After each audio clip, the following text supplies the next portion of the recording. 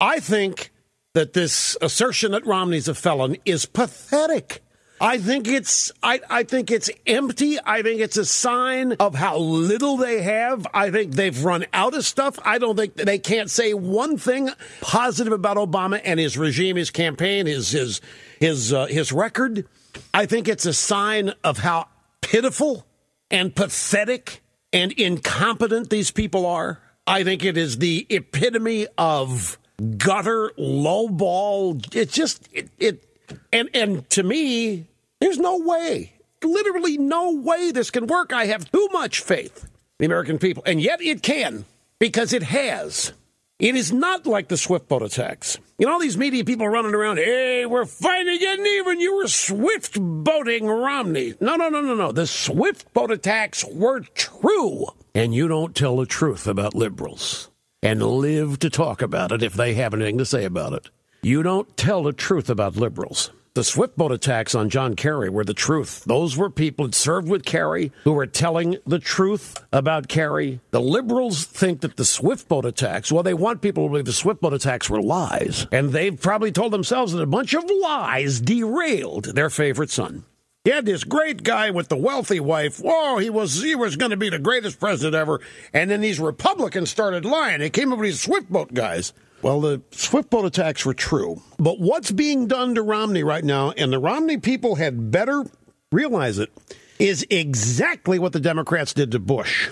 And I hate to have to admit that that worked. Now, it took them 6 years, but it worked. A relentless 6-year attack on the character, the honor, the dignity, and the trustworthiness of George Bush worked so well that a sizable number of Americans today still do blame Bush for this economy. That's how successful it was. You go back after 9/11, it is pretty much after his dad, too, after Gulf War I, George H.W. Bush was in the 80% approvals and ended up losing. George Bush 43 was known as an honorable, truthful man. He had incredibly high approval numbers after 9/11. His strength was his character. People have forgotten. I'll tell you a story. About 3 weeks after Bush was inaugurated in 2001, I happened to be invited to a dinner at the White House. The president threw for a bunch of baseball people. Cal Ripken Jr. was there. There were 16 or 17 of them. Don Baylor was there. Tom Glavine, Atlanta Braves, was there, and their wives. 16 or 18 of us. I was there because I had been in charge of ceremonial first pitches and national anthem singers at the Kansas City Royals. And I can't tell you how many people at the dinner, and I myself offered a toast to the president, expressing the joy, happiness of a nation that he'd been elected, and that morality and character were now once again in the Oval Office. We're coming off the Clinton years, Lewinsky. I've told you this story. He gave us a tour after dinner, and in the Oval Office, a lot of people where was the room with Monica? And I thought, isn't this great? Here we are in the Oval Office of the White House. And people want to see the anteroom where Clinton did the nasty with Monica Lewinsky. I mean, they didn't.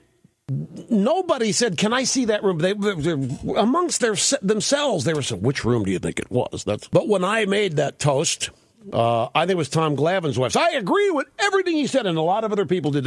We all felt the same way. This was the time I told you when on the tour we got to the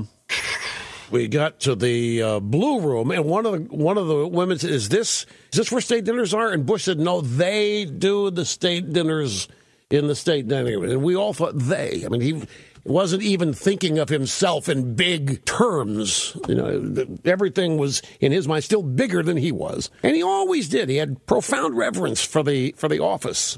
Never sullied the office. That's why he never got political with it. So you have this guy who was Mr. Trustworthy, dignified, character above reproach. And look what 6 years of relentless media and Democrat attacks did, combined with the Iraq War. When he leaves office, everybody thinks this country is despised around the world. because of George W. Bush. Everybody thinks that the country's financial crisis because of George W. Bush. Now, it's true. Bush never defended himself at all against any of this, and Karl Rove has said in retrospect that that was a mistake. But my only point is they did it.